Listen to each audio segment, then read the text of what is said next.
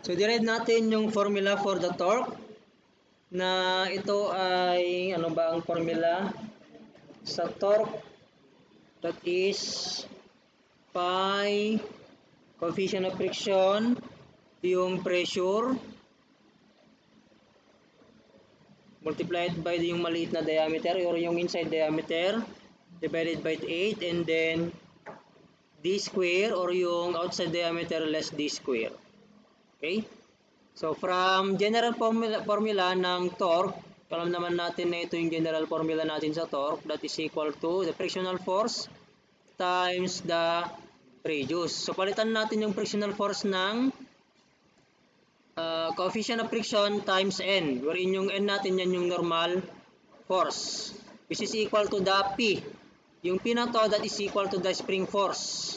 Kasi may spring dito. Yung spring, ang purpose ng spring na yun ay para ma-push yung disc doon sa pagitan ng plate tsaka ng pressure plate. Parang, sige, inilagay lang natin dito. Ito yung flywheel, no? Ito yung engine. Sa likod ng engine, nandito yung flywheel. And then, sa pagitan ng flywheel, meron kang transmission, no? Nandito yung transmission. Transmission, papunta na dun sa propeller, din sa mga gulong. So, sa pagitan ng transmission tsaka ng flywheel, merong clutch dito. Merong disc dito na manipis. Ito yan, yung disc na manipis na yan. And then, sa pagitan ng disc na yan, meron ding tinatawag na pressure plate dito. Ayan yung pressure plate. And then, sa pressure plate na yan, may sa loob? Spring. Okay? Yung spring na yan, siya yung reason kung bakit yung disc na ito ay nakadikit sa dalawa pressure plate. Kapag inapakan yung clutch pedal, ang mangyayari, ito lalayo. Ito lalayo to, yung pressure plate, nang sa ganon ay mawala ng contact yung, hindi na siya may ipit, yung ating, yung days, ang tawag dito? Brake lining sabi nila, or friction lining sa iba, yung clutch disc naman sa iba, ayan. Okay? So yung P na yan, yun yung spring force, para makip in contact yung disc. Yan. Or isipin nyo na lang na yung force na kailangan mong iapak doon sa clutch pedal. Okay, so mu n and then radius. Kaya lang, ang n, that is equal to the pressure times the area. Okay? Ang area natin, ito, gumawa tayo ng circular street dito. And then, kung ikakat natin dito, sa part na yan, tapos binatin, ito siya. So, yung haba, that is equal to the circumference, which is equal to 2 pi r. And then, yung thickness niya is dr. Okay? So, kung kukunin natin yung area is equal to the integral ng 2 pi r, then dr. So, palawasin natin yung constant, which is 2 pi, no? 2 pi, then r dr. Okay? So, ipasok natin tong integral na ito dun banda sa may formula ng torque. Is equal to mu, tapos punahin pala natin yung 2 pi.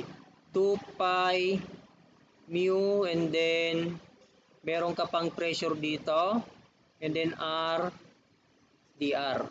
Okay? And then meron tayong dalawang sinusunod na theory kapag sa clutch, di ba, yung uniform wear, tapos yung yung isa? Uniform pressure. But most of the problems na i-lecture natin ay uniform wear. Ang sabi ng uniform wear,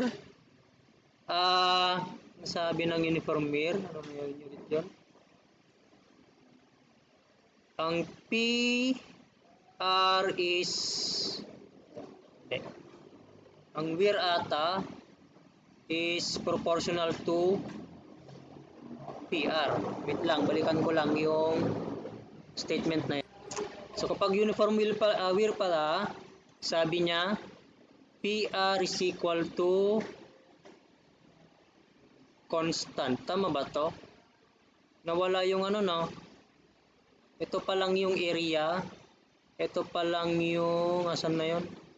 Ito mu, yung n natin is equal to P. Tapos area, andito na yun. Kita na lang natin.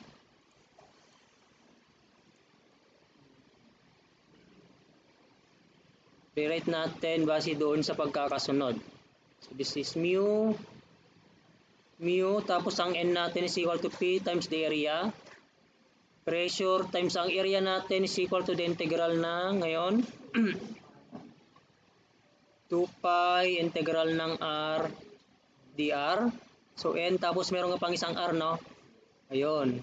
So frictional torque is equal to palabasin natin yung constant ito, tsaka yon 2 pi tapos yung isa 2 pi mu then p tapos integral ito ng r square dr. Pero ang sabi naman ng kapag uniform wear, PR is equal to constant. So ilabas natin yung isang r dito kasi constant din naman pala yung isang r dyan. Mu PR in the integral ng r dr. Okay, so yan na yung formula.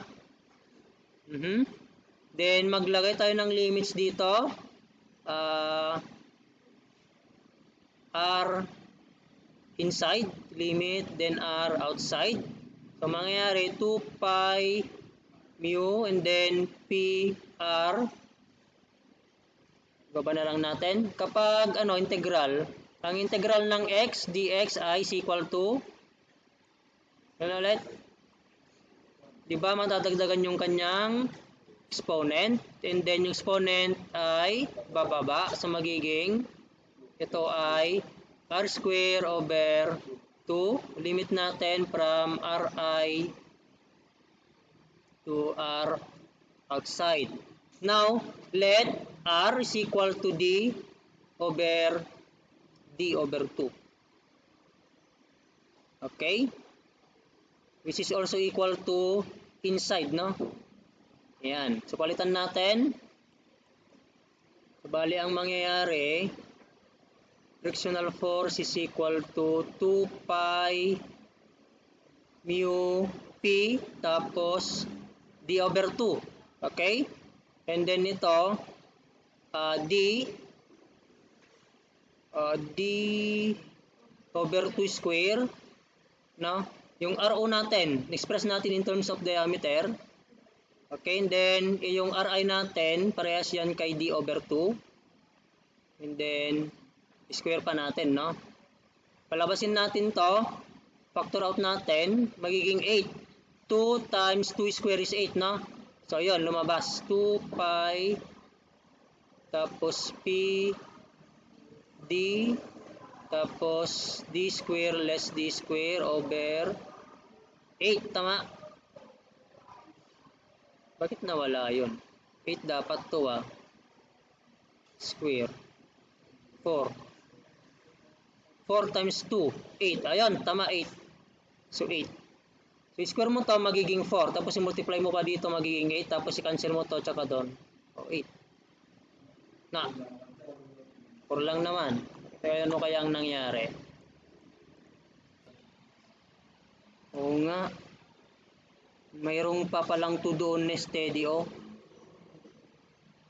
Mayroong pa palang 2 doon na steady. Kaya ito ay paano ba? D over 2 square, yon. Over 2, yon. D over 2 square over 2. Kaya naging 8. Ayun, kuha na. So, yan yung formula ng torque kapag ang theory na susundin natin ay ano yan? Uniform. Okay, bakit ko dinerive yan?